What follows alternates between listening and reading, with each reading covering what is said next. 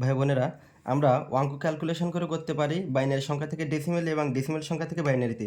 তো আমরা যদি সায়েন্টিফিক ক্যালকুলেটারে যদি আমরা বাইনারি সংখ্যা থেকে ডেসিমেলে যদি যাই, তাহলে কি করব? আমাদের এই ক্যালকুলেটারে প্রথম মোড পরিবর্তন করতে হবে, অর্থাৎ মোডের উপর দুইবার ক্লিক করতে হবে। দুইবার ক্লিক করলে এখানে লেখা আসবে 3 নম্বরে বেস, অর্থাৎ আমরা ক্যালকুলেটারে 3 ক্লিক করব। 3 ক্লিক করার পরে এখানে ডেসিমেল হয়ে গেল ডি, কিন্তু এখানে আছে সংখ্যাটা বাইনারিতে। তো আমরা বাইনারি দেখতে পাবো লগের উপরে লেখা আছে বিআইএন ছোটো করে, তাই আমরা লগ ক্লিক করব, অর্থাৎ বাইনারি হয়ে গেল। সংখ্যাটা বসালাম 10101। এরপর আমরা ইকুয়াল ক্লিক করবো। ইকুয়াল ক্লিক করার পরে আমরা সংখ্যাটিকে নিয়ে যাব ডেসিমেলে, অর্থাৎ তখন আমরা ডেসিমেল অর্থাৎ এক্স স্কোয়ার ক্লিক করবো, ওর উপরে ডেসি লেখা আছে, এখানে ক্লিক করার সাথে সাথে 21 হয়ে গেল। আবার যদি আমরা একই রকমভাবে ডেসিমেলে যদি সংখ্যাটি থাকে, অর্থাৎ ডি আছে 21, এখানে এই যে 21, ডেসিতে 21।